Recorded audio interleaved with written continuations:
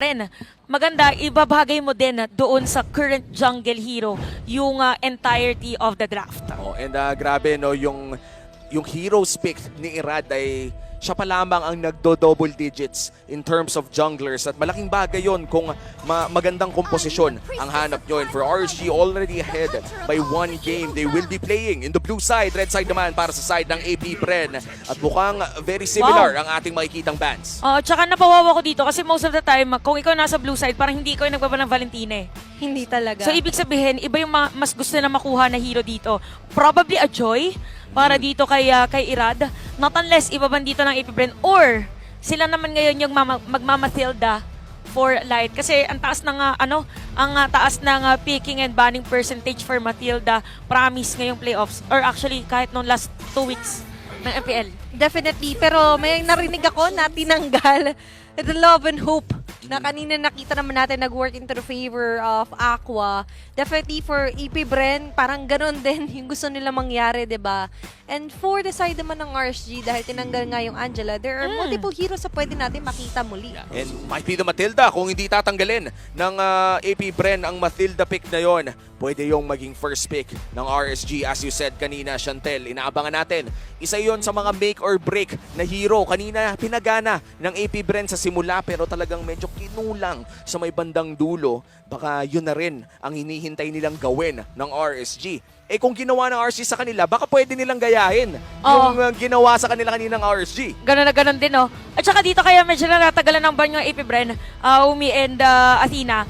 Kasi parang mapapaisip ka, ban ko ba Matilda or ban ko yung Nolan? Ay, oo nga pala. Oo Di nga ba? pala.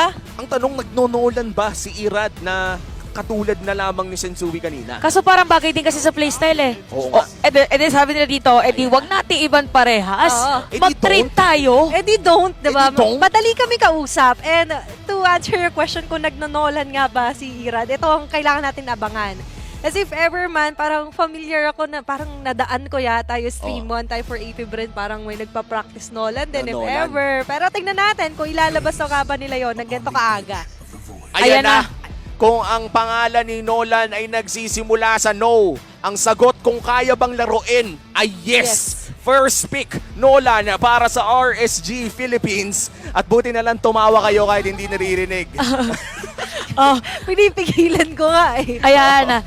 So kaya nagban na ang AP Bren ng Akay. So kahit open natin kasi si Nolan, meron naman tayong Matilda. So parang magiging ano na dito, parang mag-focus ba sila sa usual AP Bren lineup that we see wherein yung mga Kyle TC heroes kasi diba kanina nagkakari na sila.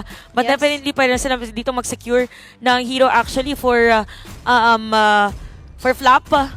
Or actually pwede na nga sila mag-Terizla. Or Edith na ban si Edith. Terizla pwede.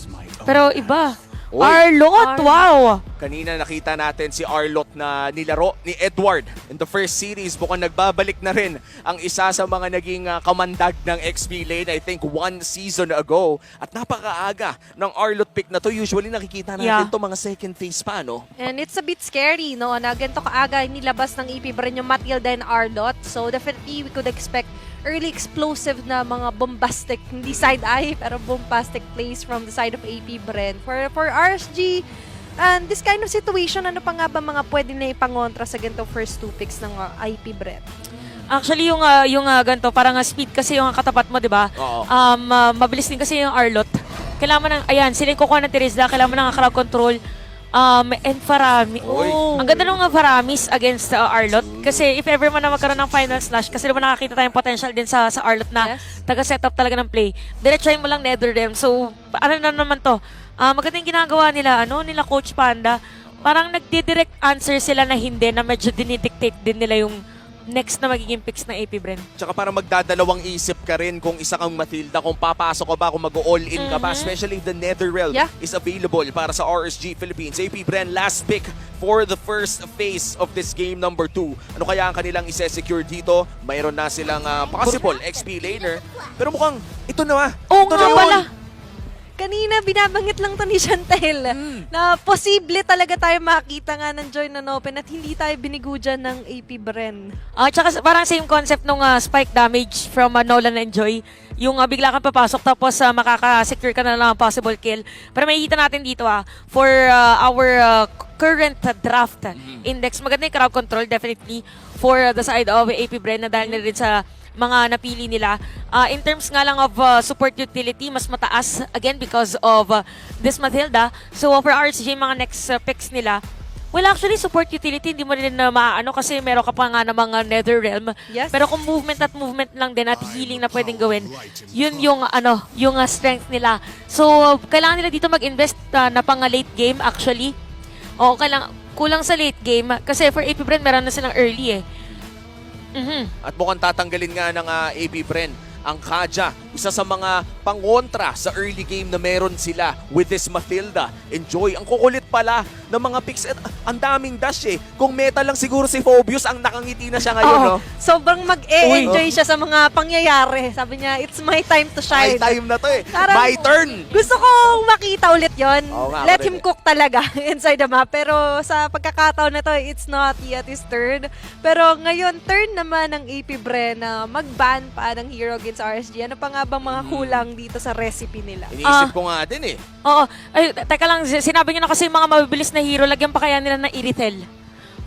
Yung lineup nila for AP Bren, maganda yun if ever for them. But since nagban nga sila dito ng, pwede din sila pa rin ng mag-ban ng Franco, binan nila yan kanina. Pero pwede din na, Bruno. So okay lang, parang fina-force lang din nila na mag-Franco dito si RSG para yung vision ay hindi ganun kasing taas. Kasi yung mga wisp ng Mathilda, if ever na dumaan ka around brushes, tumatama pa rin yun eh. So, pwede mo pang face check, parang same concept with Rafaela. So, a nice ban para dito sa AP Bren. So, focusing na sila sa mga hero for Eman. Parang pinipilit nila dito either Irithel, by the way, open pa si Iksha and even Brody. At alam natin na isa ang RSG or RSG pa nga yung pinakaunang nag-iksya sa Season 12. Alright. Kaya panigurado, Yes. komportable ang RSG sa pag-pick ng Iksha na yan kung sakaling gusto nilang gamitin. Pero ito na nga, final ban on the side of RSG Philippines. Nakakatuwa lang isipin din na nagkakaroon na tayo muli ng mga assassin matchups. Ito na yun eh. Parang pag hindi pa umiksya dito Ayan si na. Idol, parang True. hiningi mo na mag-iksya si Eman eh.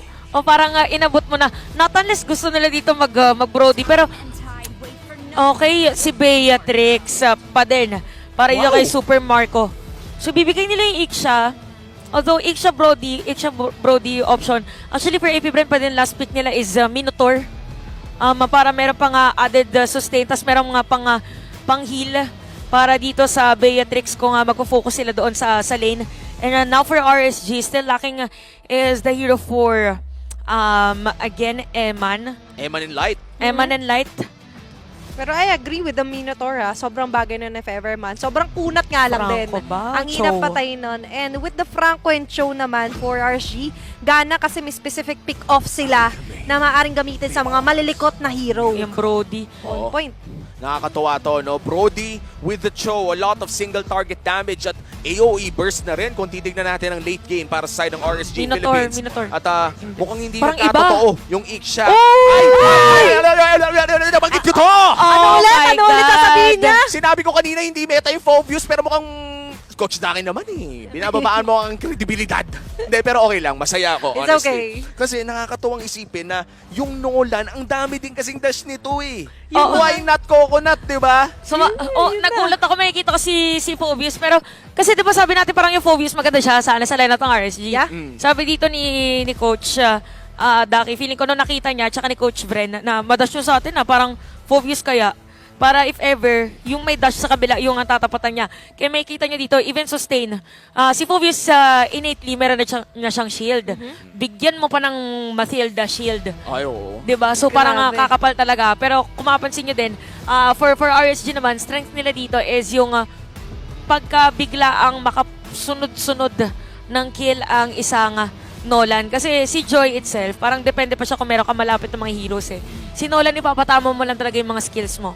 Kumbaga, may downtime ang isang Yeah. Joy at ito na nga, magsisimula na ang game number 2 of RSG Philippines versus AP Bren. Nakaisa na ang RSG at nasa kamay na naman ni Nolan at sa kanyang mga fractures kung makakakuha nga ba sila ng match point. Pero men, nakakatakot din kasi ang joy ni Kyle TZ. Grabe, no? Imagine, it's the first time in a while makakita ulit ako ng POViews at sa playoffs pa ng MPL. And definitely, yung joy dito ni Kyle TZ, kailangan din nating bantayan. And as Shabtel have mentioned din kasi yung Nolan dito ni Irad, we need to take a closer look kasi kailangan niya mag-snowball ng early.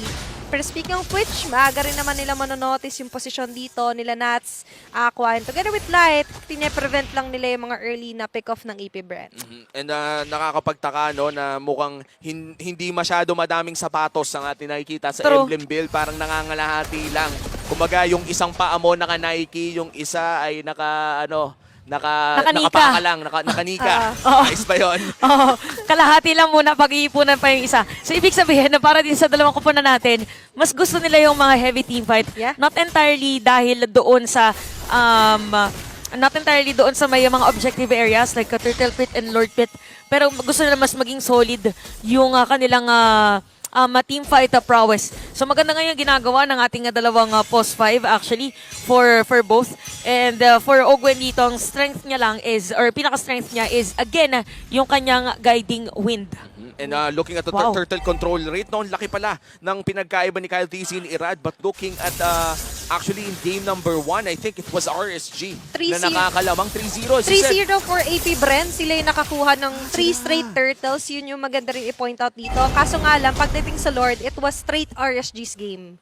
So, objective na yon. Ang laking ang laking dagok talaga kapag kalaban mo ang RSG in a Lord fight. At ngayon naman, Turtle, ang usapan at mangunguna muli si Kyle TZ. Ang aga nila. Punctual ngayon ng AP Bren habang nandito naman yung RSG.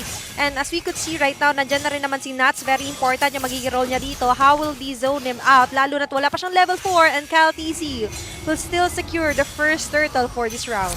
By the way, si Few pala dito may gamit ng Phoveus. So, parang OG. ginulangtang na talaga tayo ng mundo kasi nasanay din tayo Phoveus ay nasa XP lane. Yes. In-assume ko na XP lane kaya parang nagulat ako na si Few yung may gamit. So, ang kinagandahan dun is, nasa gitna siya ng teamfight, hindi niya kailangan babol. Kailangan nila makipagharapan dito for the side of RSG. Pero sila yung unang naharapan. First blood going to the hands of Irad with the fracture kill. 1-0 already. At mukhang AP Bren ngayon maghahabol ng bahagya. Super Marco nakaramdam naman. Binato na agad ng rocket si Light. Pero 2v1 to may sipa ba? Wala naman pala. Wala. Dumash lang. Pero nandito yung mga rift. Nandiyan na nga lang din si Kyle TZ sumusunod. Netherrealm na force out na onto Aqua. Dito si Emma sa pinakagilid.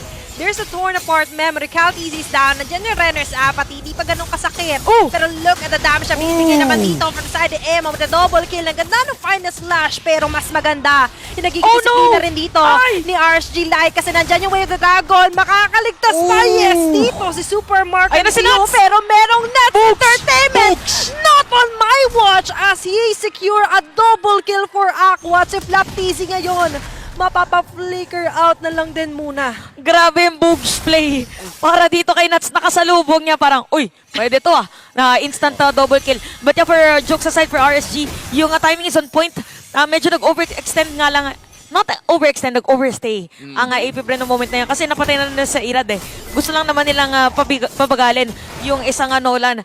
But akala nila meron pa. And by the way, we have to commend yung nagawa doon ni Eman. Naka-double kill din siya sa may bottom lane. First item is Malefic Roar. So expect penetration para dito kay Eman. And apart from Eman being a great gold laner in this game, gusto ko rin i-mention si Aqua, no? Grabe, 100%. Pero mukhang mawawala lang ng ganon si Ogwen with the kickback. At sisimulan na nga ng RSG Philippines ang pangalawang turtle ng larong ito. Magaganda sana yung atake doon ni Flap TZ with the final slash. Pero ang problema kasi malalayo yung mga damage dealers sila. Pero lapit-lapit na sila. Penalty zone activated by Nats. 3v4 ang magiging sagutan dito. Pero doon sa pinakalikod si Irad, hindi pa rin inaagawan ng Pagong. It's going to be a 1-for-1 for the Turtle. Habang si Beauty sila tinatanan jumping in the Oh, zone. isa na lang! Pero ito na lang yung isang pagtalon na tatalo makakasecure pa. ng kill. Only talon, ito si sa mukha. Few will get away with a guiding win from Ogwen. Ang daya naman nun. Biruin mo, unlead dunk ka na nga, tapos may lilipad, pwede ka pang lumipad pagkatapos. Napakaganda ng ginawa ng AP Bren doon, specifically dito si Few. Pero RSG Philippines, sila pa rin ang nakakalamang sa larong ito. 1.7k gold lead as Ogwen. Ay, grabe si Light. Ay, yan ang may mensahe, parang wala, nakatayo lang, oh. Oh, naalala niya si Ogwe nga pala yung may gamit. And ano din, discipline din dito yung side ng RSG na hindi gumawa ng play. Now for AP Bren, dito naman natin makikita yung threat of having Fovius sa lineup kasi it was 3 players for RSG dun sa ilalim ng turret. Napakakunat ni Few considering na ang item niya is Clock of Destiny. So, the hero alone is sobrang kunat na. So, kailangan lang din dito maging pasensyoso ng AP Bren at hayaan na tumaba yung kanilang gold laner pag tumagal. Pero kita mo naman din yung disiplina dito ni Ogwen na pinapakita niya lang na hindi ko naman talaga i-go.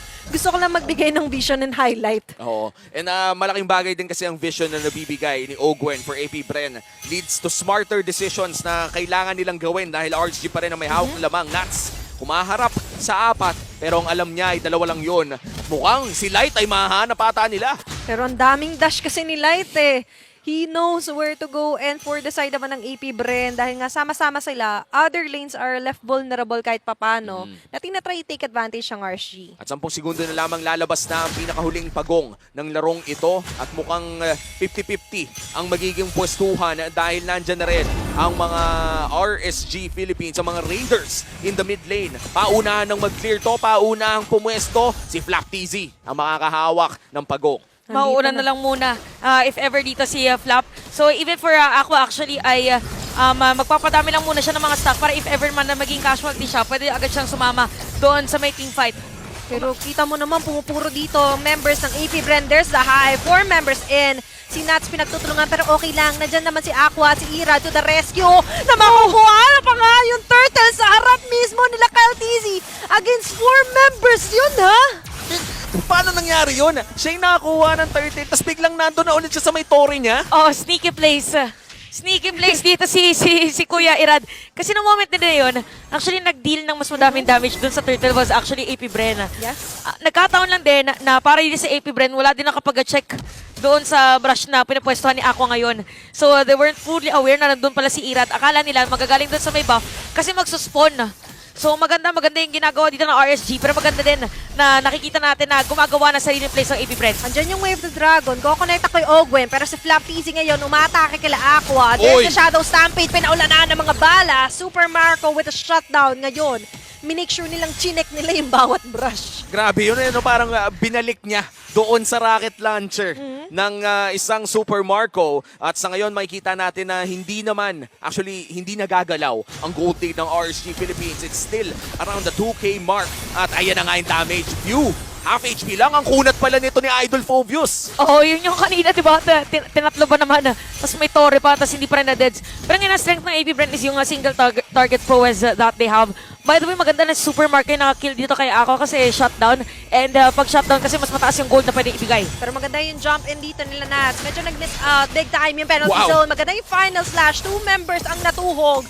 Pero si Ogwen ngayon Aray! kakapit. With the guy with makakaligtas. No, sir! Pero for RG ngayon, si Few ang maiiwanan kahit anong kunat mo. Kung 5, 4 naman yung tatarget sa'yo, talaga mapapaisip ka. Super Marco with a flicker. Tatumbling pa atras pero susundan. Ay! Aqua Light and Nats to the rescue.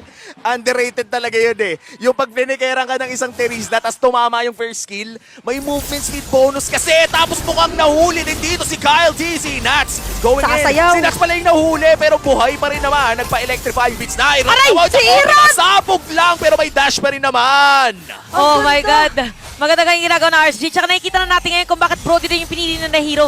So regardless kung nagsa-circling Eagle dito si Ogwen, yung kill sa kanya was during torn apart memory.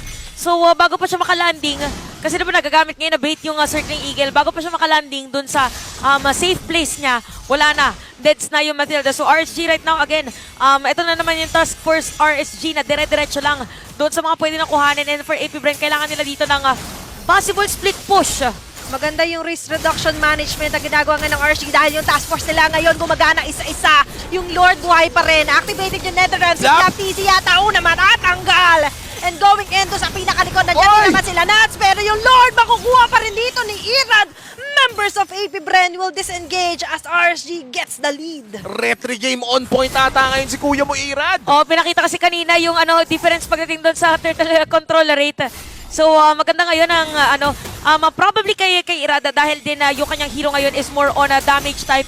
So alam niya yung timing pagdating doon sa may bandang dash. Kasi kanina dash lang siya tapos sa retribution. And may kita natin medyo malaking difference in terms of gold between Eman and Super Marco. Yes. And lagi kasing one step ahead Oo. ang mga players ng RSG. Tsaka hindi mo mararamdaman na parang gumagalaw na pala sila, no? Nagugulat ka na lang na nandoon Nandun na na. yung RSG at bibiglain ka nila sa mga damage at 5.5k gold lead at Blade of Despair locked in for Irad. Praktisadong praktisado parang kalmado pa pag umuulti, pag puma-fracture dito si Irad. May kasama kasing Fury yun eh. Yung ulti niya, Yeah. fade away Fury, may damage pa. Talagang pogi kapag ka nakasabay ka ng retry doon. Oo, feeling pogi ko points. parang kada gawa niya ng playing ni coach. Coach. Tapos medyo takbong varsity pa Oh, atras. sakto ba? Sige pa. Nolan ko na to. Nolan ko na to. Magaganda yung mga reef na pinapakulan niya. Maganda yung final slash leader ng Flap TZ. Pero yung damage nila hindi magiging enough dahil nandiyan yung activated Nether Realm for RSG. Matutunan na mabilisan yung Lord pero nakaangat lahat ng minion wave for the side of the Raiders. Nagsiputukan na rin ang mga blessings ng mga turrets na yan. Maaga-agang New Year para dito sa AP Bren. At 7,000 na nga ang kalamangan ng RSG Philippines. Looking at the total heal, mukhang grabe naman na to si Aqua. Mas mataas pa kaysa sa Matilda. Oh, water therapy. Water therapy, yan ang pinaka-importante. Pero this time around yung therapy ngayon. Physical therapy kasi piniphysical sila ngayon ng RSG Philippines. At What? nasa pinakalikod! Napagandang penalty zone. Nandiyan yung damage na magagaling kay Aqua. And even light ngayon, unti-unti sinisipa-sipa ala si Flap TZ kahit anong likot mo. Nandiyan pa rin naman si Irad with a double kill. Grabe naman yung mga rift na yun. Ito na yun eh. The Eradicator, eradicating 2 people. At mukhang endable na ata ang call ng RSG. Ito na naman ba ang side Oy! ng mga Raiders na dire-diretso lang ang atake habang nandiyan pa rin naman sila Kyle TZ na kinlear off lang yung minion wave na dinala ng RSG. Hindi sila papayag na tatapusin ng ganong kabilis ng mga Raiders to. Oh, yung RSG ginamit dito ni Aqua yung kanya Nether Realm. Although that is meant for zoning out Super Marco. Although nabuhay din ng mga players ng AP Bren. So AP Bren maganda ngayon na nakadepensa sila. Inaantay natin ngayon is yung damage na pwedeng ibigay ni Super Marco. Now that Kyle TZ by the way has the Blood Wings, yung isa sa mga pinaka-expensive na item ng mage. Expect na magkakaroon ng damage. So that is because meron ka ng second Lord. So if ever na pumasok ka at magkaroon ng team fight, 'di ba? Parang 5v5 'yan nangyayari talaga. Hahanapin mo yung target which is probably Eman or Aqua para magamit na agad yung Nether Realm pagdating doon sa may team fight. Pero take note of the position of Light. No? Ito yung mga signature na positioning nila. Ito yung mga pumaflank True. na roamers na magugulat ka na lang. Nasipa ka na pabalik o may lolitang 3-man na Numenon Blast sa likod. Pero Irad going to few! Wow! Aray! Pinulat lang niya! Medyo nakakagulat yung mga pagbuga-buga na yon ha. Pero for AP Bren, hindi sila pwede magulat. Wala maunang nervyusin, walang kakabahan. Andyan na naman sila. Going on to the front lanes. Andyan yung flicker. Si Flap TZ kanya mahuhuli sa bayan na to. Ira with a killing spree. Flap is down. Habang si Few tumatalon-talon, tumatalbog-talbog. Irad! Si Irad naman nakalapagdidiskita. Super Marco with a shutdown kill. AP Bren will get a trade. It's going to be a 1-for-1. Napabalik sa maling kanto. Parang mali yung liko. Napunta sa kabilang base. Ibang base na raid dito ni Kuya Irad. But yeah, for AP Bren, alam kasi nila kailangan nilang tanggalin si Irad doon sa equation para hindi magkaroon ng Lord take ang RSG. Kasi if hindi na nakuha si Irad, probably magkakaroon pa rin ng continuous na Lord dance. So makakahinga pa sila 10 seconds kasi mapipilitan yung RSG. So pwede sila ngayon pumaisa-isa ng kill against RSG without Irada being part of the team fight. Katulad ito, tinitake advantage nila, walang retry holder. Nandyan pa rin naman si Kalkizi with a retry to get the Lord. Light is down. Habang sila ako, Eman ngayon na matitira na dumipensa dito sa may bandang gitna, EP Bren na maximize nila yung pag-takedown nila kay Irad. Mukhang naaagaw at nakuha pa rin ni Nakuha, Irad nakuha. ang kanyang purple at mukhang kumpleto pa rin naman ang box dito ni Irad. Already, the lead is cut by 5,000. Halos 10,000 na lamang yun kanina. At ngayon, nahati na ng AP Bren and things are looking great for AP Bren. Aabangan natin kung ano ang gagawin nila sa Lord push na to. Ang maganda din yung push na ginawa dito ni Kalkizi. Actually, minion cut siya. Para yung minion wave nila sa may top lane, makakasira ng pwedeng hanggang 2 na torre sa may gilid. So, sasabay pa rin doon sa may Lord side. Dahil sa kasamahan, maganda yung minion wave management nila. Although for RSG, in terms of clearing na minion wave, meron silang kit. Pero mas madali ngayon para sa AP Bren na targetin at hanapin kung nasaan yung mga squishy heroes. Mas mabilis sila makakapag-pinpoint ng target. At ngayon, ang isa sa pinaka-viable target is still Eman with a 504 KDA. Nandito yung mga paggampas. Nandyan yung final slashing. That's ang uunahin dito ng AP Bren. Lumipad si Ogwen pero hindi nila ipo-full on engage into a team fight ang RSG.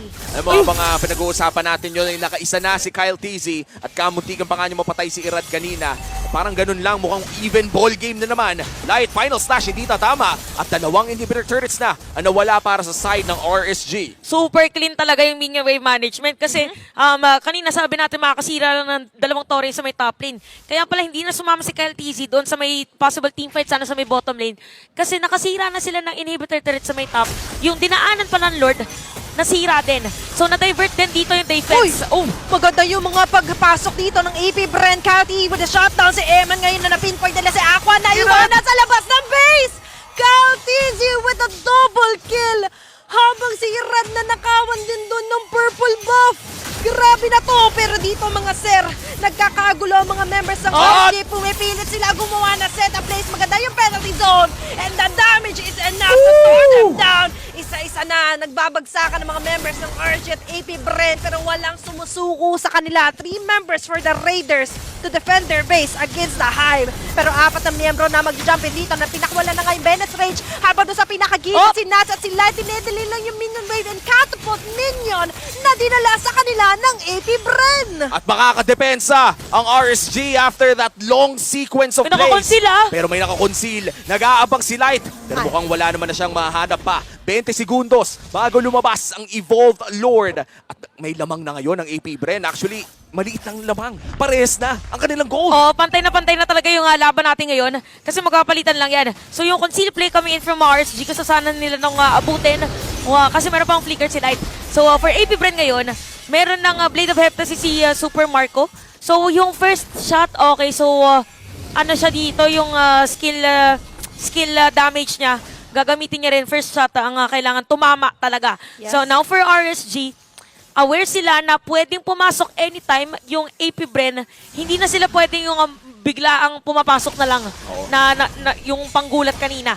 Ang mga walang flicker lang dito ay si Aqua at Super Marco. Pero in 20 seconds, complete ang battle spell. So mag-expect tayo ng malaking pasabog for this team fight. Half HP on the Lord. Kyle TZ dashing in and out. Perfect rhythm. At mukhang hindi pa nga, ay hindi, gagamitin na. Electrifying beats. Lord, isa-secure na nga ata dito ng AP Bren. Wow. Kyle TZ securing that Lord at na-zone out lang ng buong kupunan ng AP Bren, ang RSG. True. Oo, napawaw tayo sa moment na yun kasi considering the RSG has the item, hindi sila nakasilip at all. Majority ng players ng RSG is nandun nung moment na yon. Kinailangan lang nila dito si Ogwen and the rest of the players of AP Bren para hindi makalapit doon sa Lord. Now the Lord again ay nandito na naman para sa side ng AP Bren. Makakaisa na ba ang AP Bren? 2 waves ang papasok na sa base ng RSG at si Kyle TZ ngayon. Poke down dito kay Light. May immortality pa naman ito pero mukhang babagsak na nga dito si Light. Tulong-tulong sila dito. Si Light makakapag-flicker out pero hinatid pa siya pauwi ni KLTZ. Habang si Nats sa pinakadulo, ginamit yung penalty zone. Dinedelay na lang ang mga members ng AP Bren. Pero si KLTZ nagwawala sa pinakagilid. And AP Bren will secure this game. And this winning moment is brought to you by our official sponsor, FWD Life Insurance. 1-1 na ang ating best of 5 at sigurado na tayong makakakita ng game number 4. What a great performance mula kay Kyle TZ. Oh, sobrang sulit ng ticket. Ngayon, sobrang gandang MLBB ng ating nakikita. Palitan lang again para sa ating dalawang kupunan. And again, for Kyle TZ, sinabi natin na nag-build siya ng pinakamahal na item for a mage. So yung gano'n, after niya na-build yun actually, tsaka na natin nakita naging super aggressive yung